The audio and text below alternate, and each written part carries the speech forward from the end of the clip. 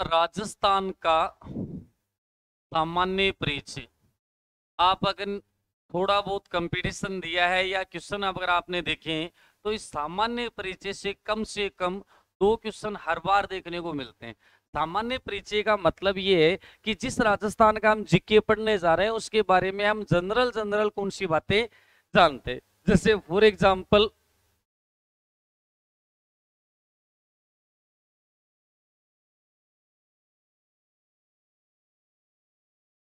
मैं यहाँ पर एक छोटा सा मैप बनाऊं और फिर आपसे पूछूं कि ये मैप कौन से राज्य का है, तो आप आराम से बता दोगे क्योंकि हम जीके किसका पढ़ रहे हैं, राजस्थान का। आराम से सुनना है, जल्दबाजी बिल्कुल भी नहीं करनी।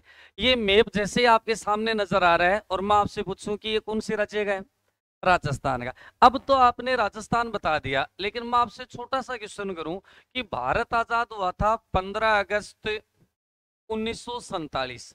15 अगस्त 1947 से पहले भी क्या इस राज्य का नाम राजस्थान था? तब आपको बिल्कुल आंसर होना चाहिए कि नहीं, इसका नाम पहले क्या नहीं था, राजस्थान। आए हो तो भाई सामने देखो, फोन वगैरह रख दो, वरना मैं फिर पकड़ कर बाहर फेंक दूंगा। पहले बता रहा हूँ, चाहे आप जिस भी उद्देश्य के लिए आए हो, अगर आप वास्तव में पढ़ने के उद्देश्य से आए हो तो आराम से जुड़ो, हर बात समझाऊंगा। अब देखो, अगर हम बात करते हैं, मैंने आपसे क्या क्वेश्चन किया कि अब हम इसको देखते ही कौन सा शब्द बता देते हैं, राजस्थान। मैंने आपसे क्वेश्चन पूछा है कि आजादी से पहले भी इसका नाम राजस्थान था, तब आपने बताया कि नहीं सर, इसका नाम पहले राजस्थान नहीं था। ये बात भी सही है, आजादी से पहले तो इस राजस्थान में इतने राजा थे जिसकी कोई हद नहीं है, क्योंकि हम खुद पढ़ते हैं कि आजादी से पहले राजस्थान में कितनी रियासतें थी, कितने ठिकाने थे और केंद्र शासित प्रदेश। इसका मतलब उस दौरान इस क्षेत्र का नाम राजस्थान नहीं था। तो फिर इस क्षेत्र का क्या नाम था? जैसे दक्षिण राजस्थान है, इसको तो एक नाम से बोला जाता था, मेवाड़। इसका मतलब उदयपुर, चित्तौड़गढ़, भीलवाड़ा, आसपास का क्षेत्र क्या कहलाता था, मेवाड़। अगर हम बात करते हैं पश्चिमी राजस्थान, जोधपुर के आसपास का क्षेत्र क्या कहलाता था, मारवाड़। सिर्फ समझा रहा हूं कि पहले क्या नाम था। इसी प्रकार बीकानेर और नागौर के आसपास का जो क्षेत्र है वो किस प्रदेश के नाम से जाना जाता था, दांगल प्रदेश। हनुमानगढ़ और गंगानगर को किस नाम से जाना जाता था, योद्धेव के नाम से। इसका मतलब ये बात तो तय है कि आजादी से पहले इसका नाम राजस्थान नहीं था। तो राजस्थान इससे पहले भी कोई ना कोई तो नाम होगा। इसका मतलब प्राचीन इतिहास से लेकर वर्तमान समय तक, वर्तमान समय का मतलब कौन से शब्द तक, राजस्थान तक, इस टॉपिक में हम अध्ययन करेंगे उसे ही क्या नाम देते हैं, राजस्थान का सामान्य परिचय। यानी पहले ही पहले इसका क्या नाम था, फिर इसका क्या नाम हुआ, धीरे धीरे अलग अलग रूपों में पहुंचता हुआ वर्तमान में क्या नाम बना, उसी का अध्ययन ही इस टॉपिक में किया जाता है, जिसे नाम देते हैं राजस्थान का सामान्य परिचय। कोई दिक्कत? अभी मैंने सिर्फ और सिर्फ आपको ये बताया कि जो टॉपिक हम पढ़ने जा रहे हैं उसमें हम पढ़ेंगे क्या। जैसे नाम लिखा राजस्थान का सामान्य परिचय, इसका मतलब आज जिस राज्य को हम राजस्थान बोल रहे हैं उसका पहले क्या नाम था और अलग अलग चरणों में इसका क्या क्या नाम हुआ है। मेरे हिसाब से यहाँ तक कोई दिक्कत नहीं है। अब हम आगे बढ़ते हैं। अगर हम बात करते हैं प्राचीन समय में, तो राजस्थान में ही नहीं भारत में मैं आपसे पूछूं कि सबसे प्राचीन से प्राचीन क्या माने जाते हैं, वेद ही तो मानते हैं हम। जैसे नाम सुना होगा सबसे प्राचीन वेद ऋग्वेद, फिर सामवेद, यजुर्वेद, अथर्ववेद, वैसे नाम आते हैं। इन वेदों के काल के दौरान पूरे भारत में एक सभ्यता का विकास हुआ जिसे नाम देते हैं वैदिक सभ्यता। अब मेरी बात पर गौर करना, इन वैदिक सभ्यता में वेद लिखे गए और इन वेदों में इस राज्य को एक नाम दिया गया और वो नाम आता है ब्रह्मव्रत। क्या नाम दिया गया, ब्रह्मव्रत। सुनना, मेरी बात पर गौर करें। ये जो राजस्थान है इसका प्राचीन से प्राचीन, अगर जहां से जीके की पहली शुरुआत होती है, सबसे प्राचीन से प्राचीन क्या माने जाते हैं, वेद माने जाते हैं। इन वेदों से जो सभ्यता निकल कर आई उसको क्या नाम देते हैं, वैदिक सभ्यता के रूप में। और इस वैदिक सभ्यता में इस राजस्थान को किस नाम से जाना गया, ब्रह्मव्रत। अब अपने दिमाग में होना चाहिए कि सर इसको ब्रह्मव्रत ही क्यों कहा गया, कोई ना कोई तो रीजन होगा। आगे बढ़ते हैं। राजस्थान में आप देखोगे ना तो राजस्थान का हृदय एक राज्य, एक जिले को कहा जाता है जिसका नाम आता है अजमेर। इस अजमेर में एक झील है जिसे हिंदुओं का 5वां तीर्थ स्थल कहते हैं। कौन सी झील है? पुष्कर झील। इस पुष्कर झील का निर्माण भगवान ब्रह्मा के द्वारा करवाया गया था। ऐतिहासिक किंवदंती। हाँ जो ऐसा, हाँ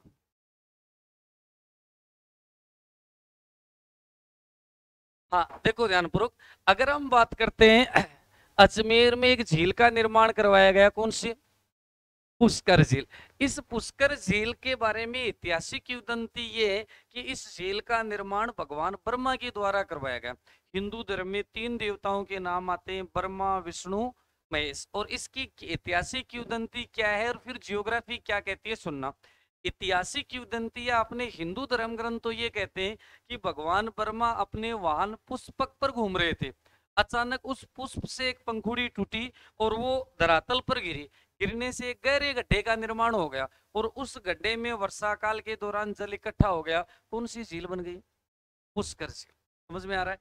इस पुष्कर झील ब्रह्मा के द्वारा निर्मित होने के कारण इस क्षेत्र के चारों ओर के भाग को कहा जाता है ब्रह्मव्रत, यानी भगवान ब्रह्मा के द्वारा बसाया गया। और राजस्थान का भी वैदिक सभ्यता के दौरान सबसे प्राचीन से प्राचीन जो नाम देखने को मिलता है वो कौन सा है?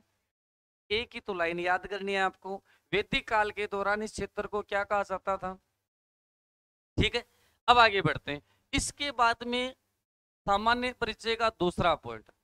गुप्त काल के दौरान भारत में 2 प्रसिद्ध ग्रंथ लिखे गए, जिसमें एक का नाम आता है रामायण और दूसरे का नाम आता है महाभारत। अगर मैं आपके साथ में चर्चा करूं कि इस रामायण ग्रंथ के रचनाकार कौन है, तो ध्यान रखना, रामायण जो ग्रंथ है वो महर्षि वाल्मीकि के द्वारा लिखी गई और महाभारत ग्रंथ के रचनाकार कौन है? वेद व्यास। ध्यान रखना, महाभारत ग्रंथ को ही एक उपनाम दिया जाता है जय संहिता, और ये संसार का सबसे बड़ा धार्मिक ग्रंथ माना जाता है। अगर सीधा नॉर्मल सा क्वेश्चन आपसे मैं पूछूं कि विश्व का सबसे बड़ा धार्मिक ग्रंथ कौन सा है, लिखने वाले कौन है? इसी का ही दूसरा क्या नाम है? महाभारत ग्रंथ का। इस ग्रंथ में यानी रामायण और महाभारत ग्रंथ में इस क्षेत्र के 3 नाम मिले, मरु, मेरु और मरु कांतार। गौर करना, मरु, मेरु और क्या नाम आता है? मरु कांतार। अगर मैं आपके साथ में चर्चा करूं मरु का मतलब, तो गौर करना, मरु का मतलब होता है मरुस्थल। अगर मैं आपसे पूछूं मेरु का अर्थ, तो मेरु का वास्तव में अर्थ क्या होता है? पर्वत। और संपूर्ण राजस्थान को रामायण और महाभारत काल ग्रंथों में क्या नाम दिया गया है? मरु कांतार। ये सेकंड ग्रेड आरपीसी के एग्जाम में क्वेश्चन आया हुआ है, एससी की एससी लैंग्वेज बनकर। रामायण और महाभारत काल में संपूर्ण राजस्थान को किस नाम से जाना जाता था? तो आंसर क्या होगा? मरु कांतार। मैप में देखने का प्रयास करें, थोड़ा आप अच्छे से समझ पाओ। अगर हम बात करते हैं रामायण और महाभारत काल में 3 नाम बताए मैंने, मरु, मेरु और मरु कांतार। याद करो, मरु का मतलब मैंने क्या बताया? मरुस्थल। आप पश्चिमी राजस्थान में जाओ, जैसे जैसलमेर आ गया, जोधपुर आ गया, बीकानेर आ गया, ऐसे ही बाड़मेर आ गया, इस क्षेत्र में आपको रेतीली मिट्टी दिखाई देगी। और यहाँ पर एक प्रसिद्ध मरुस्थल है जिसको हम बोलते हैं थार का मरुस्थल। वो उस जमाने से ही है, आज तो हम इसको रेगिस्तान या थार का मरुस्थल बोलते हैं। रामायण और महाभारत काल में क्या नाम था इसका? मरु प्रदेश के रूप में जाना जाता था। अगर मैं आपसे पूछूं कि राजस्थान के बिल्कुल आप मध्य में चल रहे हो, तब मध्य में इस रूप में समानांतर एक पर्वत श्रृंखला फैली हुई है जिसे हम नाम बोलते हैं अरावली पर्वत श्रृंखला। शायद सुना है नाम। अरावली पर्वत श्रृंखला राजस्थान को 2 समान भागों में विभाजित करने का कार्य करती है। आज तो हम अरावली बोल रहे हैं, उस जमाने में इस क्षेत्र को क्या बोला जाता था? मरु क्षेत्र, सॉरी मेरु क्षेत्र के रूप में। और संपूर्ण राजस्थान को मरु कांतार। दोबारा गौर करो, 2 ही पॉइंट बताए। वैदिक काल के दौरान इस क्षेत्र को ब्रह्मव्रत कहा जाता था, जिसका मुख्य कारण भगवान ब्रह्मा के द्वारा बसाया गया क्षेत्र। पहला पॉइंट। दूसरी, अगर हम बात करते हैं रामायण और महाभारत काल में इस क्षेत्र को मरु, मेरू और मरु कांतार कहा जाता था, जिसमें मरु का मतलब मरुस्थल, मेरू का मतलब पर्वत यानी अरावली पर्वत, और संपूर्ण राजस्थान क्या कहलाता था। इन दो पॉइंटों में कोई दिक्कत। अब देखो, प्राचीन समय में राजा महाराजा के दरबार में दो जातियां कवि के रूप में रहती थी, जिसमें एक तो नाम आता है चारण जाति और एक नाम आता है भाट जाति। चारण और भाट जाति राजाओं के दरबार में रहती थी और इनकी वंशावली लिखती थी। वंशावली का मतलब इनके परदादा का ये नाम है, दादा का ये नाम है, पिता का ये नाम है, वर्तमान में राजा ये हैं। ये लिखने का कार्य कौन करती थी? चारण और भाट। अपने भी गांव में आपने नोटिस नहीं किया, 10-15 साल से एक जाति आती है बड़ुआ, और बड़ुआ एक बही लेकर आती है। उस बही को देखकर आपको ये बताती है कि आप मूल रूप से तो उस गांव से हो, इसके बाद में आप यहाँ आ गए हैं, आपके परदादा का ये नाम है। सुना नाम कभी? बड़ुआ जाति आती है अभी भी, हो सकता है कि अब धीरे धीरे विलुप्त हो, लेकिन फिर भी अभी आती है गाँव में देखने को। अगर हम बात करते हैं उस जमाने में कौन सी जाति थी? चारण और भाट जाति। चारण और भाट जाति क्या करते थे? आजकल तो इसको बोलते हैं गुजरात, पहले इस क्षेत्र का क्या नाम था? ईडर। ईडर से जैसे ही अपने राजस्थान में प्रवेश करती तो बोलचाल की भाषा में राजस्थान को एक शब्द नाम देती, और वो शब्द था रजवाड़ा। रजवाड़ा का मतलब है राजपूतों का शासन। आप खुद देखो, पूरे राजस्थान में 19 रियासत थी, इनमें से 16 रियासतों में राजपूतों का शासन था, और राजपूतों का शासन होने के कारण इस क्षेत्र को एक नाम दिया जाता था, और वो नाम क्या आता है? रजवाड़ा। तो गौर करना। तीसरा पॉइंट अगर मैं यहां पर आगे बढ़ूं, ध्यान से देखो, वैदिक काल में इसको ब्रह्मव्रत, रामायण और महाभारत के बाद में तीसरा पॉइंट, एक जाति का नाम आता है कौन सी? चारण और भाट जाति। चारण और भाट जाति द्वारा सामान्य बोलचाल की भाषा में इस क्षेत्र को क्या नाम दिया? रजवाड़ा। अब रजवाड़ा का शाब्दिक अर्थ क्या होता है? राजपूतों का शासन। आगे बढ़ते हैं। इसके बाद में मध्यकाल के दौरान अकबर के दरबारी कवि था जिसका नाम आता है अबुल फजल। कभी न कभी आपने नाम सुना होगा, ये अकबर के नवरत्न में था, जिसने आईने अकबरी या अकबरनामा ग्रंथ की रचना की थी। अबुल फजल के द्वारा इस क्षेत्र को एक नाम दिया गया, और वो नाम था मरुभूमि। मरु का मतलब होता है मरुस्थल, और भूमि आप समझते हो। राजस्थान के जीके की शुरुआत की 4 लाइनें जो सामान्य परिचय में मैं आपको पढ़ा रहा हूं, एक बार दोबारा देखने का प्रयास करना। अपना जो टॉपिक मैंने स्टार्ट किया है वो है राजस्थान का सामान्य परिचय, यानी जिस राजस्थान की जियोग्राफी हम पढ़ेंगे, इसमें पहला टॉपिक राजस्थान के बारे में सामान्य परिचय का मतलब जिस राजस्थान को हम पढ़ने जा रहे हैं उसका पहले क्या नाम था, जिसमें पहला मैंने बताया वैदिक सभ्यता के दौरान इस क्षेत्र को क्या कहा जाता था? ब्रह्मव्रत। मुख्य कारण भगवान ब्रह्मा के द्वारा बसाया गया क्षेत्र। दूसरा पॉइंट मैंने आपको बताया, रामायण और महाभारत काल में इस क्षेत्र को मरु, मेरू और मरु कांतार कहा जाता था, जिसमें मरु का मतलब, मेरू का मतलब, और संपूर्ण राजस्थान मरु कांतार। दो बातें यहां आपको पता होनी चाहिए। रामायण धार्मिक ग्रंथ के रचनाकार कौन है? वाल्मीकि। महाभारत ग्रंथ के रचनाकार वेद व्यास। महाभारत को क्या कहा जाता है? जय संहिता, जो संसार का सबसे बड़ा धार्मिक ग्रंथ माना जाता है। तीसरा पॉइंट मैंने आपको बताया कि राजस्थान में चारण और भाट जाति द्वारा सामान्य बोलचाल की भाषा में इस क्षेत्र को क्या नाम दिया?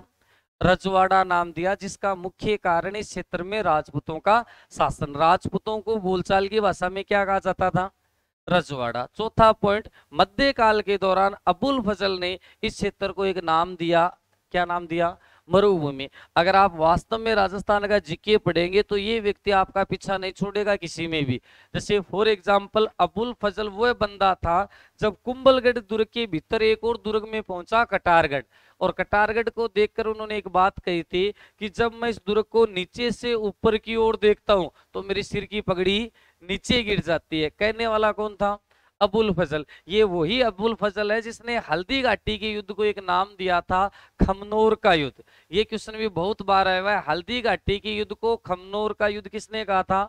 अबुल फजल, ये वही अबुल फजल है जब रणथंभौर दुर्ग में पहुंचकर उन्होंने एक बात कही थी कि राजस्थान के अन्य सभी दुर्ग नंगे हैं जबकि ये बख्तरबंद है, यानी चारों ओर झाड़ियों से घिरा हुआ है। ये बात भी किसने कही थी?